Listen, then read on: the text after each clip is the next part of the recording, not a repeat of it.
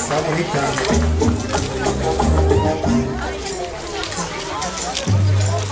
Para la cuadrilla.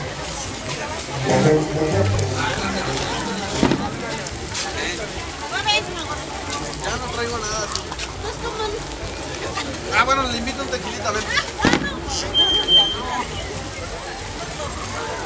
No, Bueno, no me va a quedar. buenas tardes, señores.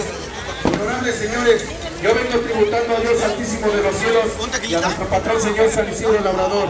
Hoy en esta venia bendita, que la lluvia llueva y llueva, el pan, el vino y el pan nuestro de cada día que nunca falte. Señor, en el cielo formaste las nubes y de las nubes desciende la lluvia y de la lluvia nace la uva y el pan, fruto y trabajo del buen labrador. El pan nuestro de cada día, dánoslo hoy, que nuestro patrón, señor San Isidro Labrador, era el pan nuestro de cada día. Les voy a dar un pan, el pan nuestro de cada día que